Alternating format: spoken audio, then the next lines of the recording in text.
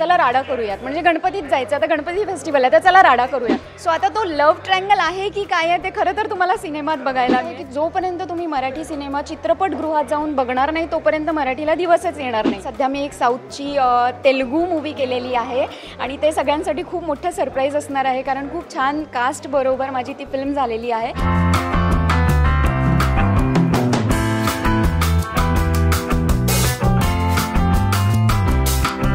राडा सिनेमा आपल्या भेटीला आला आहे आणि म्हणजे 23 सप्टेंबरला आपल्या भेटीला येतो आहे, पण यातून काही नवे आणि काही जुने चेहरे आपल्या भेटीला येत आहेत. तर शिल्पा ठाकरे देखील आपल्याला या चित्रपटातून आपल्या भेटीला येते, तर आपण तिच्याशी बातचीत करतो. तू कशी आहेस? All good.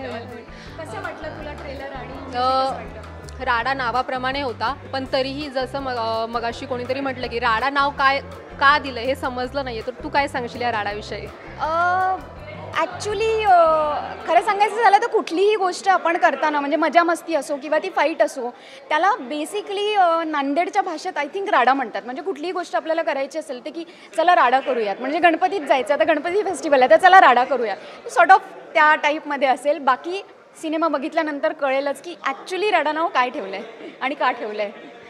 आम्हाला चित्रपटात दिसतो की हा लव्ह ट्रायंगल टाईप आहे, तर तुझी भूमिका नेमकी काय आहे?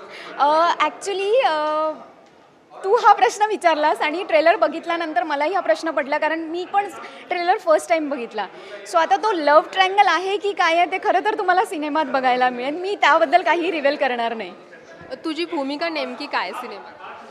एका मोठ्या पॉलिटिशियनची मी मुलगी दाखवलेली आहे याच्यामध्ये, आणि बाकीचं सगळं मी नाही सांगू शकत कारण मला अलाऊ नाही आहे. आम्ही सिनेमातली गाणी पाहिली, अतिशय उत्तम झाली आहेत. तर तुझं कोणतं असं गाणं आहे का जे अद्याप रिलीज झालं नाही आहे पण तू आहेस का कोणत्या? नाही, मी सिनेमाच्या कुठल्याही गाण्यामध्ये नाही. म्हणजे एकच गाणं आहे जे गणपतीचं जे रिलीज झालेलं आहे त्यामध्ये मी आहे, बाकीच्या गाण्यांमध्ये मी नाही आहे. ओव्हरऑल काय सांगशील प्रेक्षकांना? मराठी सिनेमांना खूप छान दिवस येत आहेत. प्रत्येकाची कंप्लेंट असते की मराठी सिनेमा कोणी बघत नाही. खरं तर मला प्रेक्षकांना आवाहन करायचं आहे की जोपर्यंत तुम्ही मराठी सिनेमा चित्रपटगृहात जाऊन बघणार नाही तोपर्यंत मराठीला दिवसच येणार नाही. त्यामुळे अतिशय सुंदर सुंदर सिनेमे तुमच्या भेटीला तुमच्या जवळच्या चित्रपटगृहात रिलीज होत आहेत, तर प्लीज जाऊन बघा आणि प्रतिक्रिया कळवा, पण मराठी सिनेमे नक्की बघा.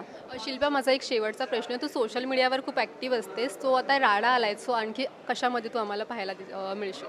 माझे बरेच सायमल्टेनियसली प्रोजेक्ट सुरू आहेत. सध्या मी एक साऊथची तेलुगू मूवी केलेली आहे आणि ते सगळ्यांसाठी खूप मोठं सरप्राईज असणार आहे, कारण खूप छान कास्ट बरोबर माझी ती फिल्म झालेली आहे. आय एम सो एक्सायटेड, आणि बाकीचं छोटं काहीतरी सुरूच असतं ॲज अ आर्टिस्ट.